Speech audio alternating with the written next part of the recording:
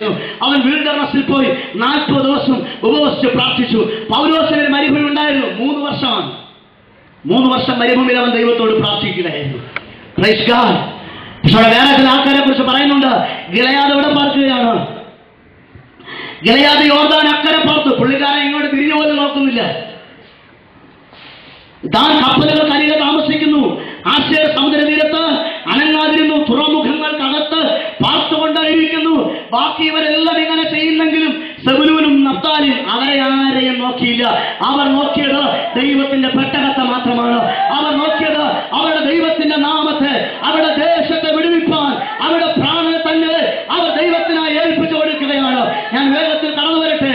നമ്മുടെ അപ്പോസ്തലനായ നമുക്കെല്ലാവർക്കും പ്രിയങ്കരനായ എനിക്ക് ഏറ്റവും ഇഷ്ടപ്പെട്ട 2-3 വ്യക്തികളുണ്ട് വേദപുസ്തകത്തിൽ. വളരെ ഇഷ്ടപ്പെടുന്ന ചില കഥാപാത്രങ്ങളുണ്ട്. പഴയത്തിൽ എനിക്ക് ഏറ്റവും ഇഷ്ടം മോശയാണ്. അങ്ങനെ പുതിയ നിയമത്തിൽ 2 പേരെ എനിക്ക് ഇഷ്ടമാണ്.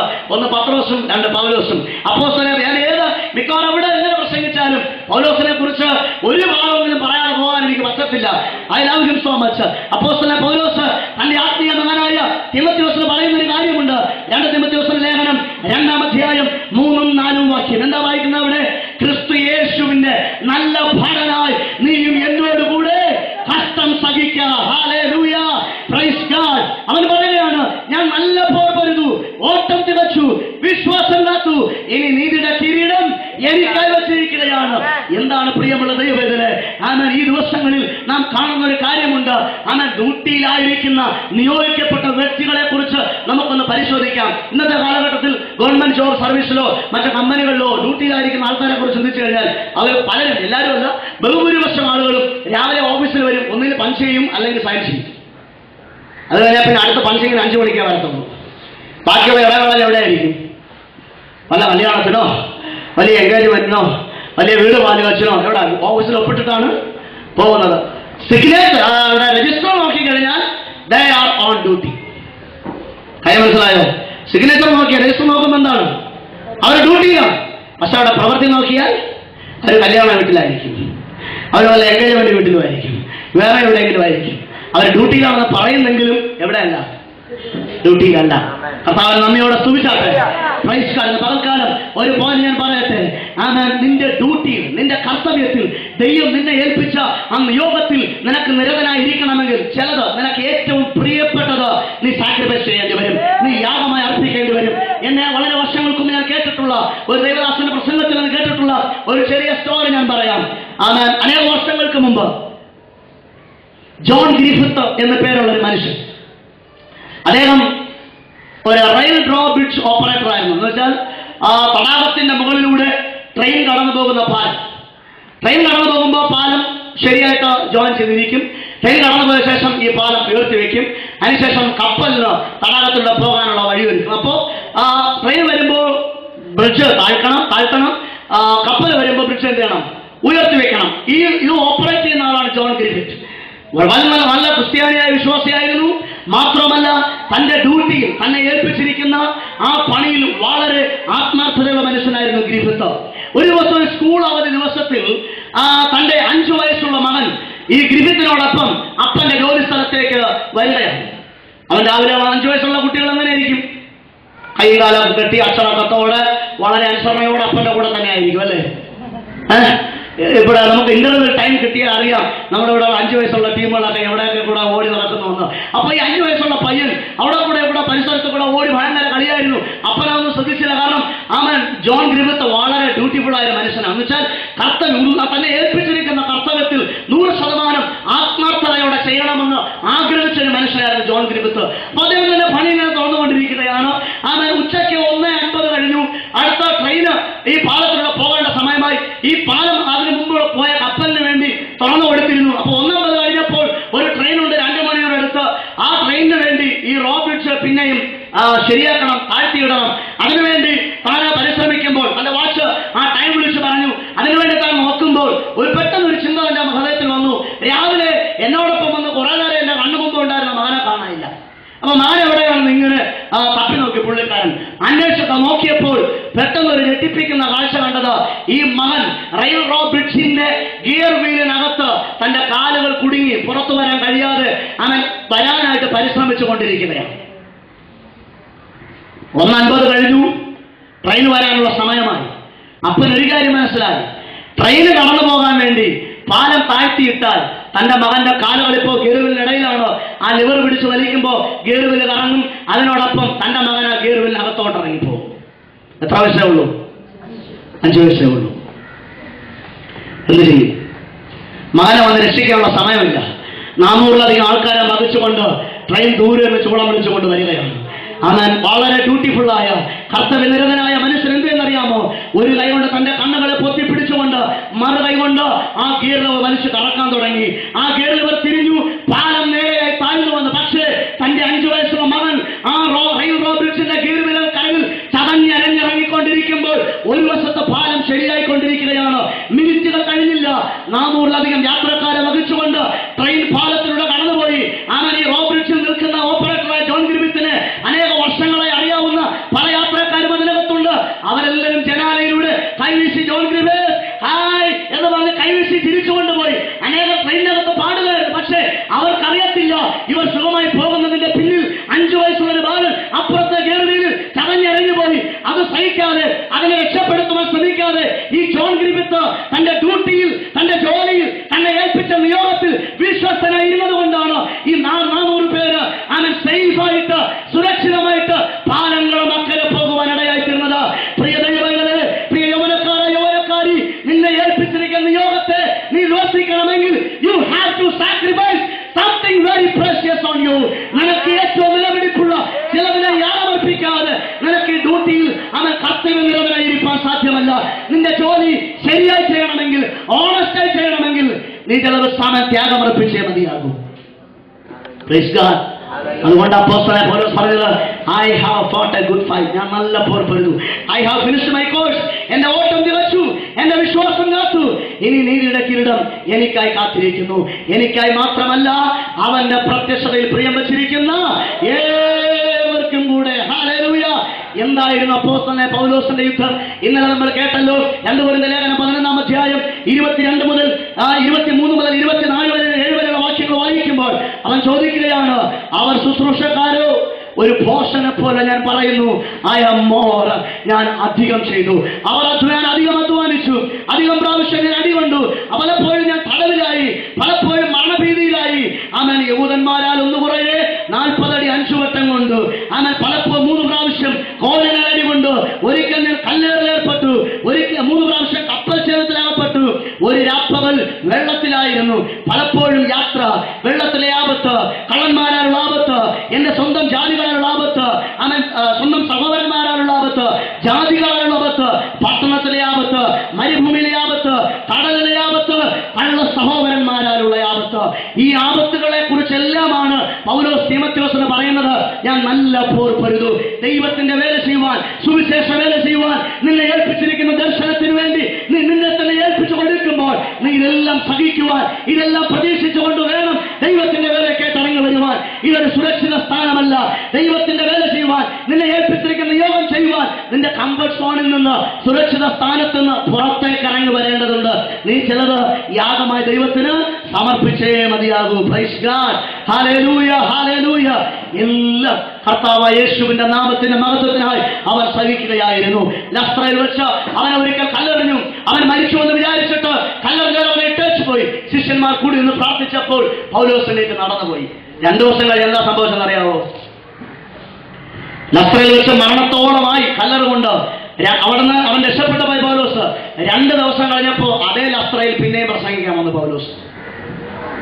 That is Paulus. Hallelujah. അതാണ് പൗലോസ് അപ്പോസ്തലൻ. ഹല്ലേലൂയ. മരിച്ചു എന്ന് വിചാരിച്ചിട്ട് അവൻ കാലുകൊണ്ട് തട്ടിക്കളഞ്ഞിട്ട് പോയ പൗലോസ് അവൻ 2 ദിവസം കഴിഞ്ഞപ്പോൾ അതേ സ്ഥാനത്ത് പിന്നെ യേശുവിനെ കുറിച്ച് പ്രസംഗിച്ചു. Praise God. എബ്രായരുടെ 12-ാം അധ്യായം 1-ാം വാക്യം പറഞ്ഞു, ആകാൽ നാമും സാക്ഷികളുടെ ഇത്ര വലിയൊരു സമൂഹം നമുക്ക് ചുറ്റും നിൽക്കുന്നത് കൊണ്ട്. എവിടെയാണെന്ന് അറിയാമോ നമ്മൾ പ്രതിഫലം വാങ്ങാൻ പോകുന്നത്? പൗലോസിന്റെ ലാൻഡിൽ നിന്നാണ് പ്രതിഫലം വാങ്ങാൻ പോകുന്നത്. ഹല്ലേലൂയ. എത്ര പേര് ചിന്തിച്ചിട്ടുണ്ട് ആ കാര്യത്തെ കുറിച്ച്? പത്രോസും പൗലോസും തീമോഥെയോസും യോഹന്നാനും ഒക്കെ നിൽക്കുന്ന ക്യൂവില ഏറ്റവും പുറകിൽ മില്ലറും ആൽബർട്ട് വില്യംസാണ് നിൽക്കാൻ പോകുന്നത്. ഹല്ലേലൂയ. Praise God. ദൈവദാസന്മാരെ, ദൈവമക്കളെ, നാം ഓരോരുത്തരും ദൈവത്തിന്റെ സന്നിധിയിൽ പ്രതിഫലം വാങ്ങാൻ പോകുമ്പോൾ മുൻനിരയിലോട്ടൊന്ന് ലൈനിൽ നിന്ന് മാറി നോക്കണം ആരാണ് നിൽക്കുന്നത്. ഏറ്റവും ഫ്രണ്ടിൽ കാണും പത്രോസും പൗലോസും. കൊടുക്കുക. പുറകിലാണ് നമ്മൾ നിൽക്കാൻ പോകുന്നത് ഒരുപാട്. Hallelujah, praise God. പൗലോസ് പറയുകയാണ്, ഞാൻ നല്ലപ്പോൾ പൊരുതു, ഓട്ടം തികച്ചു, വിശ്വാസം കാത്തു, ഇനി നീതിയുടെ കിരീടം എനിക്കായി കാത്തിരിക്കുന്നു. Praise God. ഈ കാലഘട്ടത്തിലെ നമ്മുടെ പ്രത്യേകത എന്ന് പറയുന്നത്, നമ്മൾ ആരും കർത്താവിന് വേണ്ടി ചെയ്യുന്നവരല്ല, യേശുക്രിസ്തുവിന്റെ കാര്യം ചെയ്യാൻ നോക്കുന്നവരല്ല. പൗലോസ് അപ്പോസ്തലൻ ഫിലിപ്പിയർക്ക് ലേഖനം എഴുതുമ്പോൾ വളരെ വേഗതയോടെ എഴുതുന്നൊരു വാക്യമുണ്ട്. 2-ാം അധ്യായം 21-ാം വാക്യം, For all seek their own, not the things which are Jesus Christ. എല്ലാവരും സ്വന്തം കാര്യം മാത്രം നോക്കുന്നത്, യേശുക്രിസ്തുവിന്റെ കാര്യം നോക്കാൻ ഒരു ടൈമില്ല. ഇന്ന് പകൽക്കാലം ഇവിടെ ഇരിക്കുന്ന ചെറുപ്പക്കാരനെ ഞാൻ ചോദിക്കട്ടെ, നിന്റെ കാര്യം വിട്ടിട്ട് യേശുക്രിസ്തുവിന്റെ കാര്യം നോക്കാൻ ഇന്ന് പകൽക്കാലം നീ തയ്യാറാകുമോ?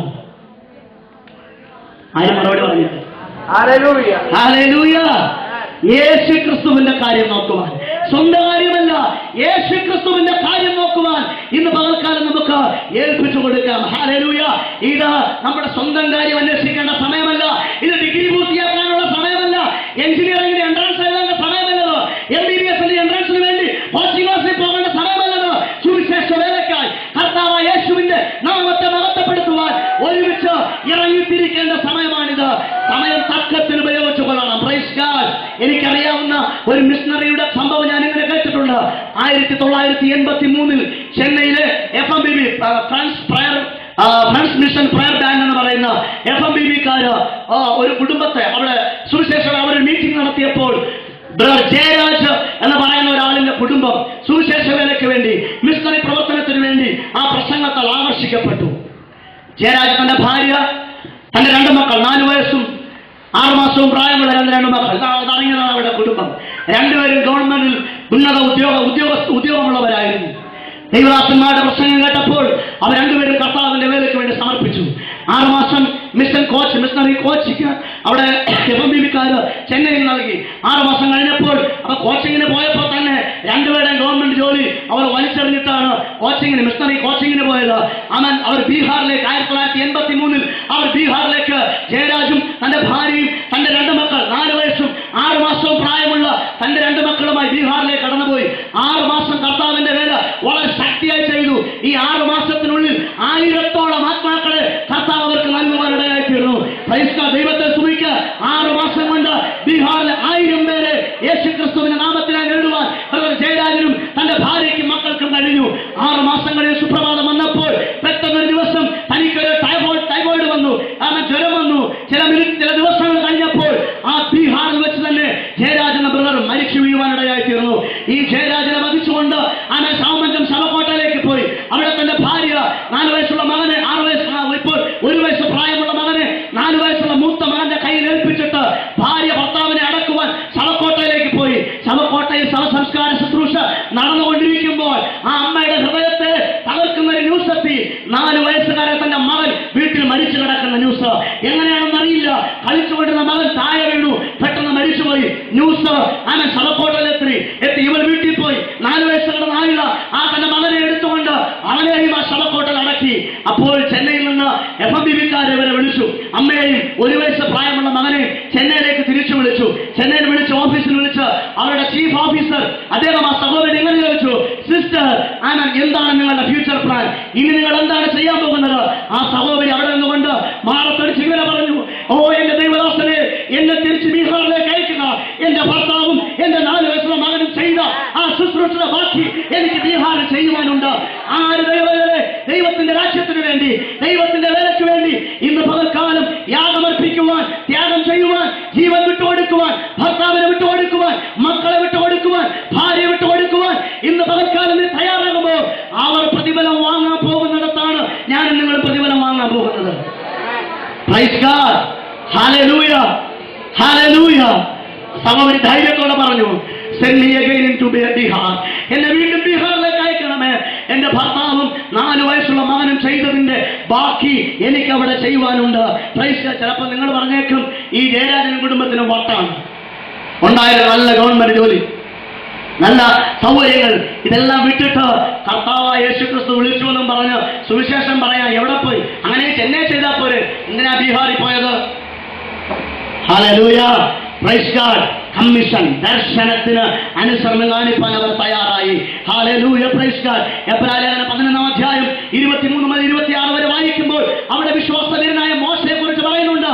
വിശ്വാസത്താൽ മോശ ഫറവോന്റെ പുത്രിയുടെ മകൻ എന്ന് വിളിക്കപ്പെടുന്നത് നിരസിച്ചുകൊണ്ട് മിസ്രയീമിലെ നിക്ഷേപങ്ങളെക്കാൾ ക്രിസ്തുവിന്റെ നിന്ന് വലിയ ധനമെന്നെണ്ണി പ്രതിഫലം നോക്കിയത് കൊണ്ട് ഈജിപ്തിനെ വിട്ട് അവൻ മിസ്രയീമിനെ വിട്ട് അവൻ മിദ്യാൻ ദേശത്തേക്ക് മോശ ഓടിപ്പോവുകയാണ്. മിസ്രയീമിനെ ഉപേക്ഷിച്ചുകൊണ്ട് കർത്താവിന്റെ വേലയ്ക്കായി കർത്താവിന്റെ നിയോഗത്തിനായി മോശ ഓടിപ്പോവുകയാണ്, പ്രതിഫലം നോക്കിയതുകൊണ്ട്. ഹല്ലേലൂയ. എബ്രായ ലേഖനത്തിന്റെ പകൽക്കാലം ഞാൻ വായിച്ച 11-ാം അധ്യായം വായിച്ചപ്പോൾ മറ്റൊരു വാക്യം എന്റെ ഹൃദയത്തെ സ്പർശിക്കുവാൻ തക്കവണ്ണം ഇടയായിട്ടു. നമുക്കെടുക്കാം എബ്രായ ലേഖനം 11-ാം അധ്യായം, അതിന്റെ 13, 14, 15 വാക്യങ്ങൾ വായിച്ചാൽ 16 വാക്യങ്ങൾ. ഇവരെല്ലാവരും വാഗ്ദത്തം നിവർത്തി പ്രാപിക്കാതെ ദൂരത്തു നിന്ന് അത് കണ്ടു അഭിവന്ദിച്ചും ഭൂമിയിൽ തങ്ങൾ അന്യരും പരദേശികളും എന്ന് ഏറ്റു പറഞ്ഞുകൊണ്ട് വിശ്വാസത്തിൽ മരിച്ചു. ഇങ്ങനെ പറയുന്നവർ ഒരു പിതൃദേശം അന്വേഷിക്കുന്നു എന്ന് കാണിക്കുന്നു. അവർ വിട്ടുപോകുന്നതിനെ ഓർത്തുവെങ്കിൽ മടങ്ങിപ്പോകുവാൻ ഇടവുണ്ടായിരുന്നുവല്ലോ. അവരും അധികം നല്ലതിനെ സ്വർഗീയമായതിനെ തന്നെ കാംക്ഷിച്ചിരുന്നു. ആകയാൽ ദൈവം അവരുടെ ദൈവമെന്ന് വിളിക്കപ്പെടുവാൻ ലജ്ജിക്കുന്നില്ല. ഇവരെല്ലാവരും നമ്മുടെ വിശ്വാസപൂർവ്വ പിതാക്കന്മാരെ കുറിച്ച് പറയുകയാണ്. ഇവരെല്ലാവരും വാഗ്ദത്തം നിവർത്തി പ്രാപിക്കാതെ ദൂരത്ത് നിന്ന് അത് കണ്ട് അഭിവന്ദിച്ചും ഭൂമിയിൽ തങ്ങൾ അന്യരും പരദേശികളെന്ന് ഏറ്റു പറഞ്ഞുകൊണ്ട് വിശ്വാസത്തിൽ മരിച്ചു. 15-ാം വാക്യം, അവർ വിട്ടുപോകുന്നതിനെ ഓർത്തു എങ്കിൽ മടങ്ങിപ്പോകുവാൻ ഇടയുണ്ടായിരുന്നു. Praise God. സുവിശേഷ വേലയ്ക്ക് വേണ്ടി കർത്താവിന്റെ രാജ്യത്തിന് വേണ്ടി എന്താണോ വിട്ടത് അതിനെക്കുറിച്ച് അവർ പിന്നെ ചിന്തിച്ചത് പോലുമില്ലെന്നാണ്. Praise God. നമ്മളാണെങ്കിലോ വള്ളം വിട്ടെങ്കിൽ കൂട്ടുകാരന്റെ കൈ കൊടുത്തിട്ടാണ് വരുന്നത്. എപ്പോഴെങ്കിലും തിരിച്ചു വരേണ്ടി വന്നാൽ പറയും, ഏതെങ്കിലും അവസരത്തിൽ എനിക്ക് തിരിച്ചു വരേണ്ടി വന്നാൽ എന്ത് ചെയ്യണം? വള്ളം എന്നെ തന്നെ തിരിച്ചേൽപ്പിക്കണം, ഒന്ന് പൊയ്ക്കളയുന്ന പോക്കായിട്ട്. ഹല്ലേലൂയ. വിട്ടുപോകുന്നതിനെ ഓർത്തിരുന്നുവെങ്കിൽ മടങ്ങിപ്പോകുവാൻ ഇടവരുമായിരുന്നു. അതുകൊണ്ട് വിട്ടു. ഞങ്ങൾ ഇന്നലെ രാത്രി ഞാനും ബ്രദറുമായിട്ട് സംസാരിച്ചുകൊണ്ട് പോകുമ്പോൾ ഞങ്ങൾ ഈ കാര്യം ഓർത്ത് അവിടെ ഞങ്ങൾ ഡിസംബർ വീട്ടിലേക്ക് പോകുമ്പോൾ ഇന്ന് രാവിലെയാണ് അല്ലേ ബ്രദർ? ഇന്ന് രാവിലെ ബ്രേക്ക്ഫാസ്റ്റ് കഴിക്കാൻ വേണ്ടി അങ്ങോട്ട് പോകുമ്പോൾ അവിടെ എല്ലാവരും വല നന്നാക്കിക്കൊണ്ടിരിക്കുകയാണ്. അപ്പോഴ് ബ്രദർ പറഞ്ഞു, യോഹന്നാനെയും യാക്കോബിനെയും പത്രോസിനെയും പോലെ. ഞാൻ പറഞ്ഞത് സബദി മക്കളായ യാക്കോബ് യോഹന്നാനും വലയും വള്ളവും അപ്പനോടുകൂടെ അവിടെ വിട്ടിട്ടാണ് യേശുവിന്റെ പിന്നാലെ. Hallelujah, hallelujah. വള്ളവും വലയൊക്കെ വിടേണ്ട ചിലരൊക്കെ അവിടെ ഇരിപ്പുണ്ട്. അവരെ ഓർത്ത് ഞാൻ കർത്താവിനെ നന്ദിയോടെ സ്തുതിക്കുന്നു. Price God. ഹല്ലേലൂയ. അമേൻ. മെസ്സേജിന്റെ അവസാന ഭാഗത്തിലേക്ക് ഞാൻ കടന്നു വരട്ടെ. അവിടെ 16-ാം വാക്യത്തിൽ വായിച്ചത്, അവരോ അധികം നല്ലതിനെ സ്വർഗീയമായതിനെ തന്നെ കാംക്ഷിച്ചിരുന്നു. ആകയാൽ ദൈവം അവരുടെ ദൈവമെന്ന് വിളിക്കപ്പെടുവാൻ ലജ്ജിക്കുന്നില്ല. അവൻ അവർക്കായി ഒരു നഗരം ഒരുക്കിയിരിക്കുന്നല്ലോ. ഒരു പ്രതിഫലത്തെ പ്രതീക്ഷിച്ചുകൊണ്ടാണ് ആമേൻ നമ്മുടെ പിതാക്കന്മാർ പൗലോസും പത്രോസും യോഹന്നാനും യാക്കോബും അവർ വിട്ടു പോന്നത്. അപ്പോസ്തലൻ പൗലോസ് പറയുന്നത്, എനിക്ക് ലാഭമായിരുന്നതൊക്കെ ഞാൻ ക്ഷേമമെന്നെണ്ണി കുപ്പയെന്നെണ്ണി മലിനമെണ്ണിക്കൊണ്ട് വലിച്ചെറിഞ്ഞിട്ട് കർത്താവിന്റെ വേലക്കായി അവൻ ഇറങ്ങി വരുവാനിടയായിത്തീർന്നു. Praise God. ആമേൻ. ഇന്ന് പകൽക്കാലം ഒരു കാര്യം ഞാൻ ചോദിക്കട്ടെ ദേവദാസന്മാര്. ആമേൻ. ഇന്ന് ഞാൻ നേരത്തെ പറഞ്ഞ രൂപേന്റെ വിഷയത്തിലേക്ക് ഒന്നും കൂടെ മടങ്ങി വന്നിട്ട് അവൻ മുൻപോട്ട് പോകുവാൻ ആഗ്രഹിക്കുകയാണ്. രൂപേന്റെ നീർച്ചാലുകൾക്കരികെ ഘനമേറിയ മനോനിർണയങ്ങൾ ഉണ്ടായി. ഞാൻ ചോദിക്കട്ടെ, ആമേൻ, എന്റെ അനുഭവത്തെ കുറിച്ച് പറയാം. എന്റെ പപ്പ ഇന്ന് മരിച്ചു പോയാൽ എനിക്ക് ആ കളറിൽ ധൈര്യത്തോടെ പറയാൻ കഴിയും, don't worry, I am here. എത്ര പേർക്ക് മനസ്സിലായി? എനിക്ക് എന്റെ പപ്പയുടെ കല്ലറയ്ക്ക് എന്ന് പറയുവാൻ കഴിയും, പപ്പ ഭാരപ്പെടേണ്ട, ബാക്കി ചെയ്യാൻ ഞാനിവിടെ ഉണ്ട്. ഞാൻ മാത്രമല്ല, എന്റെ ജ്യേഷ്ഠനുണ്ട്. എന്റെ 4-ാമത്തെ ആളും ഈ കഴിഞ്ഞ 1 മാസത്തിന് മുമ്പ് അദ്ദേഹം ഇപ്പോൾ ഒരു മിസ്റ്റർ ബർലേസിന്റെ എറണാകുളം, ആലപ്പുഴ, ട്രിവാൻഡ്രം, കൊല്ലം ഈ 3 ഡിസ്ട്രിക്റ്റിന്റെ ഒരു സെയിൽസ് എക്സിക്യൂട്ടീവാണ്. അപ്പോൾ അദ്ദേഹം ഈ കഴിഞ്ഞ 1 മാസത്തിന് മുമ്പ് എന്നോട് ഇങ്ങനെ പറഞ്ഞു, ഞാനും കർത്താവിന്റെ വേല ചെയ്യണമെന്ന് ആഗ്രഹിക്കുകയാണ്, വരാൻ ഞാൻ പദ്ധതി ഇടുന്നു, വേറെ പെട്ടെന്ന് ഞാനും കർത്താവിന്റെ വേല ചെയ്താൽ വരും. ഞാൻ പറഞ്ഞു, നമ്മൾ 1-2 വേല ചെയ്താൽ പോരാ, പപ്പയുടെ മക്കൾ ഞങ്ങൾ 4 പേരും കർത്താവിന്റെ വേല ചെയ്യണമെന്നുള്ളതാണ് ദൈവത്തിന്റെ ആഗ്രഹം. ഹല്ലേലൂയ.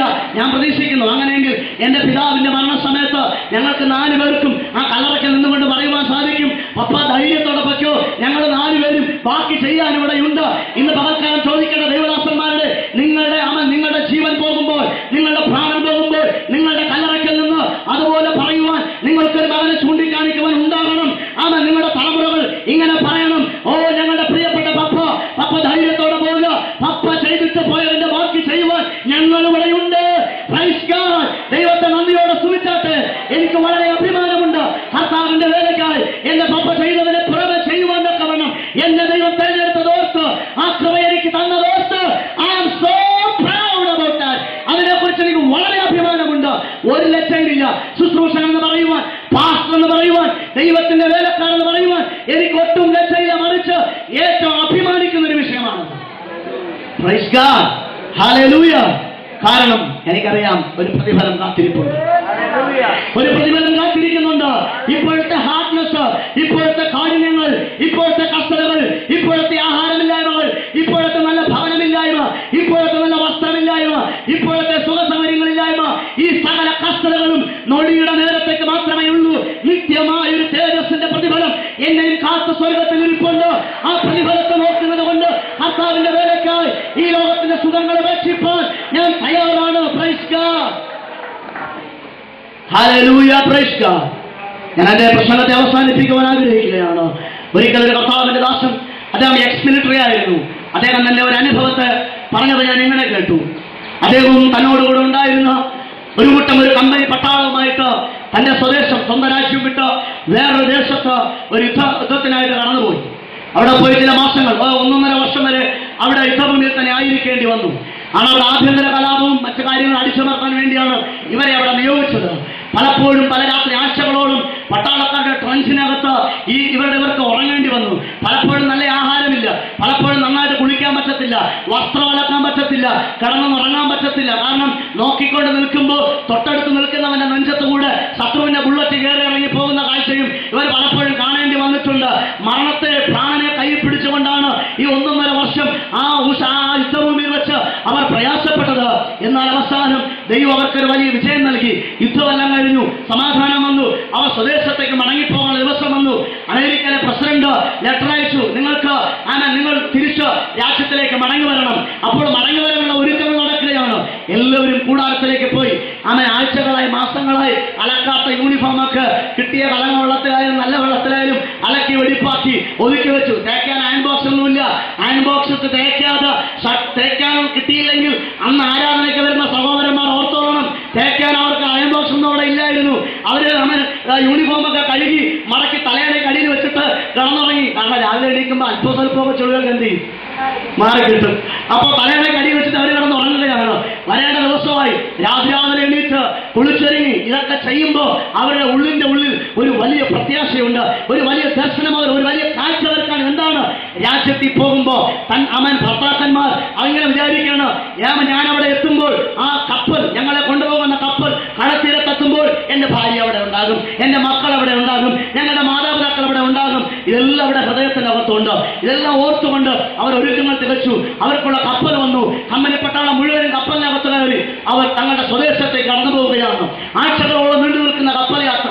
കുറെ ദിവസം കഴിഞ്ഞപ്പോൾ ഒന്നും കാണാൻ പറ്റുന്നില്ല, വെള്ളം മാത്രമേ ഉള്ളൂ, വേറെ ആരും സഹായത്തിന് ഒന്നുമില്ല. പിന്നെയും ആഴ്ചകൾ നീണ്ടു. കപ്പൽ യാത്ര അങ്ങോട്ട് പോയിക്കൊണ്ടിരിക്കുകയാണ്. ഇവിടെ രാജ്യത്തോടടുത്തെത്തി. വളരെ ദൂരെ നിന്ന് അവരുടെ സ്വദേശത്തിലെ കടൽ തുറമുഖത്തെ അവർക്ക് കാണാൻ പറ്റി. അവർ കണ്ടപ്പോ കാഴ്ചകളൊന്നും വ്യക്തമല്ല, പക്ഷേ അവർക്ക് മനസ്സിലായി കരയടുത്തിരിക്കുകയാണ്. അവിടെ രാജ്യത്തോട് അവർ ഏറ്റവും അടുത്തിരിക്കുകയാണ്. കപ്പൽ പിന്നെയും കുറെ കൂടെ മുൻപോട്ട് പോയി. കാഴ്ചകൾ കുറെ കൂടെ വ്യക്തമായി വന്നു. അവിടെ നോക്കിയപ്പോൾ ഒരു വലിയ പുരുഷാരം, ഒരു വലിയ ആൾക്കൂട്ടം കാണുന്നുണ്ട്. ആരൊക്കെയാണെന്ന് അറിയത്തില്ല. കപ്പൽ പിന്നെയും മുൻപോട്ട് പോയി. പിന്നെ കണ്ടപ്പോ മനസ്സിലായി യൂണിഫോം ധരിച്ച ആയിരക്കണക്കിന് പട്ടാളക്കാര് അവിടെ മാർച്ച് ചെയ്ത് നിൽപ്പുണ്ട്. പക്ഷേ ആരൊക്കെയാണെന്ന് വ്യക്തമല്ല. പിന്നെയും കപ്പൽ കുറെ കൂടെ മുൻപോട്ട് പോയി. അപ്പോൾ കണ്ടു അതിന്റെ ഏറ്റവും മുൻവശത്ത് അമേരിക്കയുടെ പ്രസിഡന്റ് നിൽപ്പുണ്ട്.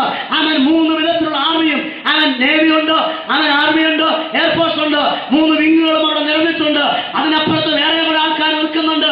അവരാരാണ്? അവരുടെ പ്രിയപ്പെട്ടവരാണ്. കുറെ കൂടെ കപ്പൽ എടുത്തുപോയി. പട്ടാളക്കാർ കണ്ടു, അവരുടെ ഭാര്യമാരെ കണ്ടു, അവരുടെ മാതാപിതാക്കളെ കണ്ടു, അവരുടെ മക്കളെ കണ്ടു. അവിടെ ഹൃദയം തുള്ളിച്ചാടാൻ തുടങ്ങി. കപ്പൽ തുറമുഖത്തെത്തി. ഓരോരുത്തരായിട്ട് ലാൻഡ് ചെയ്ത് മാർച്ച് ചെയ്ത് കപ്പലിൽ നിന്ന് പുറത്തിറങ്ങുകയാണ്. ഓരോരുത്തരും വന്ന് പ്രസിഡന്റിന്റെ അടുത്തുകൂടെ പോവുകയാണ്. ഇവിടെ ഹൃദയം എങ്ങി തുടിക്കാൻ തുടങ്ങി. കാരണം കഴിഞ്ഞ 1.5 വർഷത്തെ പാടുകൾ, കണ്ണുനീരുകൾ, പട്ടിണി, ദാഹം, വിശപ്പ്, അതുപോലെ തന്നെ വസ്ത്രമില്ലായ്മ, കുളിക്കാൻ പറ്റാത്ത അവസ്ഥ, ഉറങ്ങാൻ പറ്റാത്ത അവസ്ഥ, ഇതെല്ലാം അവരുടെ മനസ്സിലൂടെ ഒരു നിമിഷത്തെ കടന്നുപോയി. പക്ഷേ അതെല്ലാം അവർ മറന്നു. കാരണം എന്താണെന്നറിയാമോ? ഇവർ ഇറങ്ങി വന്നപ്പോൾ അമേരിക്കയുടെ പ്രസിഡന്റ് മുൻപിൽ നിന്ന് ഓരോരുത്തരെയും ഷെയ്ക്ക് ചെയ്തു. അവനെ കൈപിടിച്ച് കുലുക്കി. എന്നിട്ട് അദ്ദേഹത്തെ ചേർത്ത് പിടിച്ചു. വെൽ ഡൺ മൈ ബോയ്, എന്റെ കൂട്ടുകാരാ, നീ നന്നായി ചെയ്തിരിക്കുകയാണ്. Go and take rest and enjoy your life. നീ പോക, വിശ്രമിക്കുക, നിന്റെ ജീവിതത്തെ ആസ്വദിക്കുക എന്ന ആശംസാവാചകത്തോടെ ഓരോ പട്ടാളക്കാരനെയും തോളത്ത് തട്ടി തന്റെ പ്രിയപ്പെട്ട അടുക്കലേക്ക് പറഞ്ഞയച്ചു. അപ്പോഴെന്ത് സംഭവിച്ചെന്നറിയാമോ? കഴിഞ്ഞ 1.5 വർഷത്തെ കണ്ണുനീര്, കഴിഞ്ഞ 1.5 വർഷത്തെ വേദന, കഴിഞ്ഞ 1.5 വർഷത്തെ ഉറക്കളപ്പ്, കഴിഞ്ഞ 1.5 വർഷത്തെ പട്ടിണി, കഴിഞ്ഞ 1.5 വർഷത്തെ കുളിക്കാൻ കഴിയാത്ത അവസ്ഥ എല്ലാം അവർ മറന്നു. പ്രിയപ്പെട്ടവരെ ആലിംഗനം ചെയ്ത് അവർ സന്തോഷിക്കുവാൻ തുടങ്ങുകയാണ്. Praise God, hallelujah. പ്രിയ ദൈവദാസന്മാരെ, പുറകിലിരിക്കുന്ന പ്രിയ അപ്പച്ചന്മാരെ, ഇന്ന് പകൽക്കാലം ഞാൻ പറയട്ടെ, നിങ്ങളുടെ തീരം, ശുഭതീരം ദൂരെ കാണുകയാണ്. നമ്മുടെ യജമാനായ കർത്താവായ യേശു അവിടെ നമ്മെ തോളത്ത് തട്ടി, വെൽ ഡൺ മൈ ബോയ്, ആലുവയിൽ നീ നന്നായി ചെയ്തു, കണ്ണമ്മാരിയിൽ നീ നന്നായി ചെയ്തു, എറണാകുളത്ത് നീ നന്നായി ചെയ്തു, അർത്ഥങ്ങളിൽ നന്നായി ചെയ്തു, നിന്നെ തോളത്ത് തട്ടി പോയിക്കൊള്ളുക. ഞാൻ നിനക്ക് വേണ്ടി ഒരുക്കിയിരിക്കുന്ന ഈ രാജ്യത്തിൽ നിന്റെ ശേഷിക്കുന്ന ജീവിതം ആസ്വദിച്ചു കൊള്ളുക എന്ന് പറഞ്ഞ് തോളത്ത് തട്ടി ആശ്വസിപ്പിച്ച് പറഞ്ഞയക്കുന്ന ദിവസം വരാൻ പോവുകയാണ്. I am standing here where I am looking for that. ഞാൻ അത് നോക്കിക്കൊണ്ടാണ് ഇന്നിവിടെ നിൽക്കുന്നത്. പ്രിയ യൗവനക്കാരെ, സഹോദരന്മാരെ, പ്രതിഫലമില്ലാത്ത പണിയല്ല സുവിശേഷ വേല, പ്രതിഫലമില്ലാത്ത പണിയല്ല സുവിശേഷ വേല. ഇവിടെ കിട്ടുന്നതിനേക്കാൾ ശ്രേഷ്ഠമായൊരു പ്രതിഫലം നമുക്ക് വേണ്ടി അരിമനാഥനായ യേശു സ്വർഗത്തിൽ ഒരുക്കി വെച്ചിട്ടുണ്ട്. ആ പ്രതിഫലം പ്രാപിക്കുവാൻ, ആ റിവാർഡ് പ്രാപിക്കുവാൻ, ആശംസ പ്രാപിക്കുവാൻ ദൈവത്തിൽ നിന്ന് തോളത്ത് തട്ടി, വെൽ ഡൺ മൈ ബോയ്, എന്റെ കൂട്ടുകാരാ, എന്റെ മകനെ, നീ നന്നായി ചെയ്തുവെന്ന് അവൻ യേശു ക്രിസ്തു നമ്മുടെ തോളത്ത് തട്ടി പറയുമ്പോൾ ഇവിടെ ഉണ്ടായിരുന്ന എല്ലാ കഷ്ടതകളും, എല്ലാ വേദനകളും, എല്ലാ പ്രയാസങ്ങളും, എല്ലാ ഞെരുക്കങ്ങളും അന്ന് മറന്നു പോകും. അവൻ നമ്മുടെ കണ്ണിൽ നിന്ന് കണ്ണുനീരെല്ലാം അവൻ തുടയ്ക്കുവാനിടയായി തീരും. വിശുദ്ധന്മാരുടെ മുൻപിൽ നമ്മുടെ പേർ വിളിച്ച് നമുക്ക് പ്രതിഫലം തരുന്ന ദിവസങ്ങളായിരിക്കും അത്. ഹല്ലേലൂയ.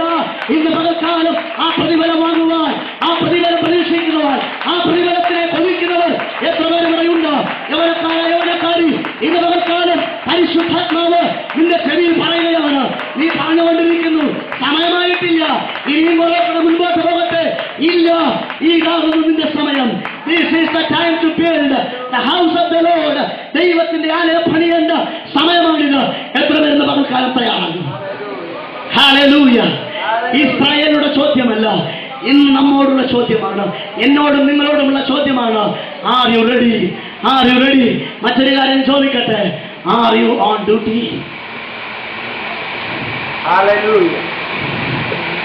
നീ ഡ്യൂട്ടിയിലാണോ? അതോ സൈൻ എടുത്ത് ഒളിച്ചു നടക്കുകയാണോ? നീ ഡ്യൂട്ടി ചെയ്യുകയാണോ? സൈൻ ചെയ്തിട്ട് ഒളിച്ചു നടക്കുകയാണോ? നമുക്ക് എല്ലാവർക്കും എഴുന്നേറ്റ് നിൽക്കാം. ഹല്ലേലൂയ. കർത്താവിന്റെ വേലക്കായി സമർപ്പിക്കുന്ന ഒരാളുണ്ടെങ്കിൽ, ദൈവത്തിന്റെ വേലക്ക് ഞാൻ എന്നെ ഏൽപ്പിക്കുന്നു എന്ന് പറയുന്ന ഒരാളുണ്ടെങ്കിൽ ദയവായി മുൻപോട്ട് കടന്നു വരാം. അങ്ങനെ ശ്രേഷ്ഠ കർത്താവിന്റെ ദാസന്മാർ പാസ്റ്റർ പി ബാബു, അതുപോലെ കെ ജോയ് പാസ്റ്റർ എന്നിവരെ ഞാൻ ദയവായി മുൻപോട്ട് വരുവാൻ ക്ഷണിക്കുകയാണ്. ഹല്ലേലൂയ. കടന്നു വരുന്ന യൗവനക്കാർ, ദൈവവേലക്കായി സമർപ്പിക്കുന്ന യൗവനക്കാരുണ്ടെങ്കിൽ, അതേ ദൈവദാസനെ ഞങ്ങൾ നിങ്ങളോടുകൂടെയുണ്ട്. കർത്താവിന്റെ വേല ചെയ്യുവാൻ ജോർജൻ പാസ്റ്റർ ദയവായി മുൻപോട്ട് വന്നാട്ടെ. യൗവനക്കാർക്ക് വേണ്ടി നമ്മൾ ഒരുമിച്ച് പ്രാർത്ഥിക്കാൻ പോവുകയാണ് ഇന്ന് പകൽക്കാലം. അതേ ദൈവദാസനെ, കർത്താവിന്റെ വേലയ്ക്ക് ഞാൻ ഇന്ന് പകൽക്കാലം എന്നെ കൊടുക്കുകയാണ് എന്ന് പറയുന്നവർ, നമുക്ക് കഴിഞ്ഞ ദിവസങ്ങളിൽ ഞങ്ങൾ ഇങ്ങനെ സംസാരിക്കുവാനിടയായിത്തീർന്നു. ട്രിവാൻഡ്രത്ത് കർത്താവായ യേശു ക്രിസ്തുവിന്റെ നാമത്തിലുള്ള ഒരു വലിയ വേലാദേശത്തുണ്ട്. അത് കഴിഞ്ഞാൽ പിന്നെ തുടങ്ങുന്ന അർത്ഥം കഴിയുന്നു. ഹല്ലേലൂയ. ഇതിന്റെ ഇടയിൽ വലിയൊരു ഗ്യാപ്പ്. പ്രവാചകന്റെ പുസ്തകം 22-ാം അധ്യായത്തിൽ ഞാൻ ദേശത്തെ നശിപ്പിക്കാതെ വണ്ണം അതിന് മതിൽ കെട്ടി ഇടിവിൽ നിന്ന് പ്രാർത്ഥിക്കേണ്ടവന് ഒരു പുരുഷനെ അന്വേഷിച്ചു, ആരെയും കണ്ടെത്തിയില്ല. പക്ഷെ ഒരു കാര്യം ഞാൻ പറയട്ടെ, കർത്താവേ, നീ അന്വേഷിക്കുന്നയാള് ഞാനാണെന്ന് പറയുവാൻ ധൈര്യമുള്ള ഒരു യൗവനക്കാരൻ ഇവിടെ ഉണ്ടെങ്കിൽ ദയവായി നിങ്ങളുടെ സീറ്റിന് മുൻപോട്ട് വന്നാട്ടെ. ദൈവദാസന്മാർ നിങ്ങൾക്ക് വേണ്ടി പ്രാർത്ഥിക്കാൻ പോവുകയാണ്. ഹല്ലേലൂയ. നമ്മുടെ തലകളെ വണക്കാം. Glory be to God. കർത്താവിന്റെ വേലയ്ക്കായി ഞാൻ എന്നെ തന്നെ സമർപ്പിക്കുന്നു. ഈ വലിയ പ്രതിഫലമുള്ള ജോലിക്കായി ഈ എന്റെ സമയത്ത് കർത്താവേ, സമയം വന്നിട്ടില്ല എന്ന് പറഞ്ഞിരിക്കുന്ന